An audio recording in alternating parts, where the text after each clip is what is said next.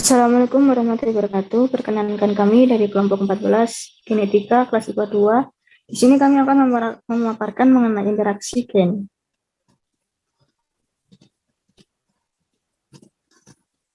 Adapun anggota dari kelompok kami yang pertama yaitu Halimah Sadia dengan NPM 049, kemudian Lutfia Safina dengan NPM 070, Muhammad Ridwan dengan NPM 114.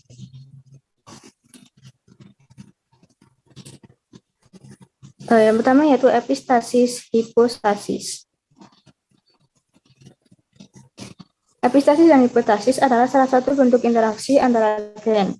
Pada peristiwa ini, suatu gen akan menutupi gen lain yang bukan alalnya. Gen yang menutup gen lainnya disebut epistasis, dan gen yang tutup itu disebut hipostasis. Peristiwa ini terjadi baik pada tumbuhan, hewan, maupun manusia. Pada tumbuhan, peristiwa epistasis dan hipostasis dijumpai pada warna kulit gandum dan warna kulit labusquens, sedangkan pada hewan dapat dijumpai bulu mencit. Pada manusia, peristiwa tersebut juga dapat dijumpai, misalnya pada warna mata. Ada beberapa macam epistasis, masing-masing menghasilkan rasio fenotip yang berbeda pada generasi F2.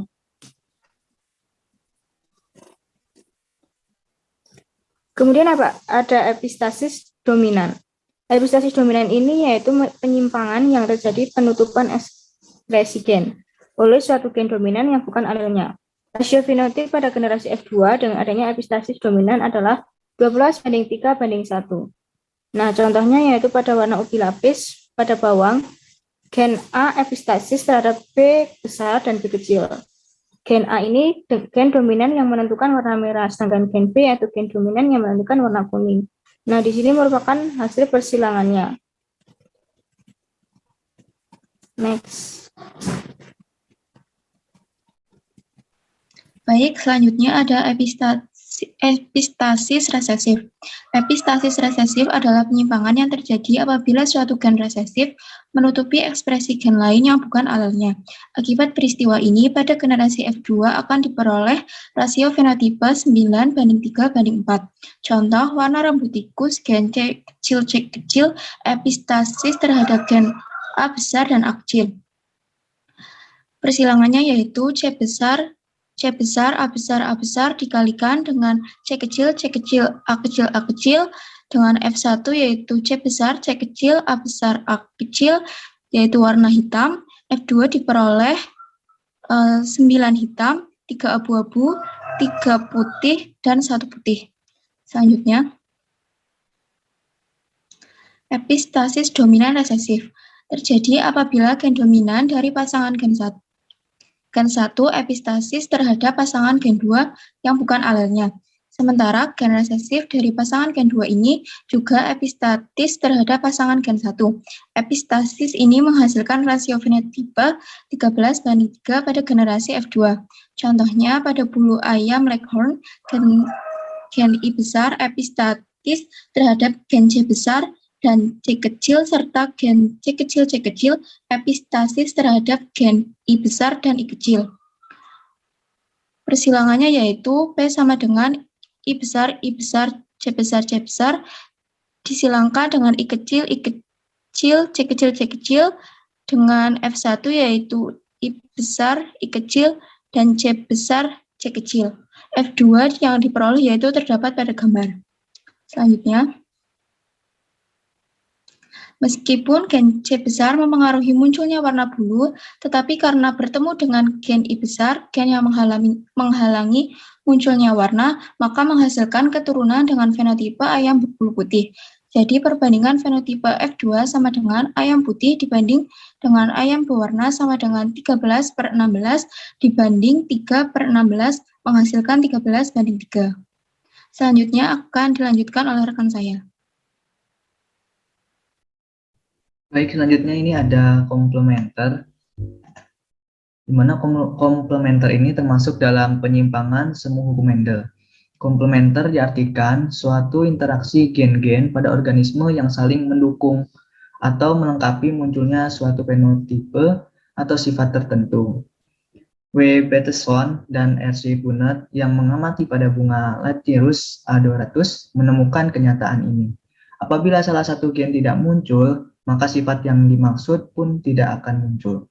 Penelitian lebih lanjut yang dilakukan oleh keduanya mengungkapkan ada dua gen yang berinteraksi memengaruhi warna bunga, yakni gen yang mengontrol munculnya bahan pigmen yang disimbolkan sebagai C besar, dan gen yang mengaktifkan bahan tersebut disimbolkan sebagai P besar.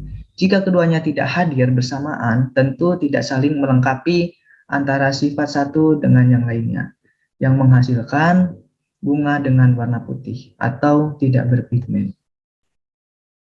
Apabila tidak ada bahan pigmen, tentu tidak akan muncul warna, meskipun ada bahan pengaktif pigmennya. Begitupun sebaliknya, apabila tidak ada pengaktif pigmen, maka pigmen yang telah ada tidak akan dimunculkan dan tetap menghasilkan bunga tanpa pigmen atau berwarna putih. Contohnya yaitu bunga Laptirus odoratus berbunga putih yang disilangkan, didapati sebagai berikut. T1 adalah parental, di mana parental pertama yaitu jantan dan juga betina. Untuk jantannya yaitu C besar, P kecil dengan warna bunga putih, dikawinkan dengan betina C kecil, P besar berwarna bunga putih. Selanjutnya menghasilkan gamet untuk yang jantan C besar, P kecil, dan untuk yang betina C kecil, P besar.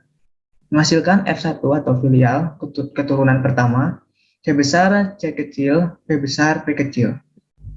Ini merupakan bunga berwarna ungu, suatu penyimpangan dari hukum semu Mendel. Kemudian menghasilkan keturunan parental kedua ya, yaitu C besar, C kecil, P besar, P kecil, disilangkan dengan sesamanya, C besar, C kecil, P besar, P kecil, sama-sama berwarna ungu.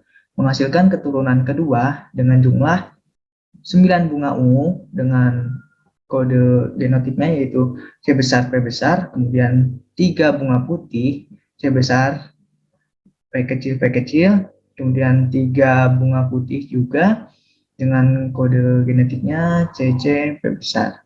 Dan yang terakhir yaitu bunga putih berjumlah 1, C kecil, P kecil. Perbandingan fenotip pada F2 dihasilkan warna ungu berjumlah 9 dan putih total dari 3 ditambah 3 ditambah 1, yaitu 7. Maka keturunan F2 pada komplementer ini 9:7. Baik, sekian dari kami, yaitu kelompok 14 IPA 2. Kurang lebihnya mohon maaf.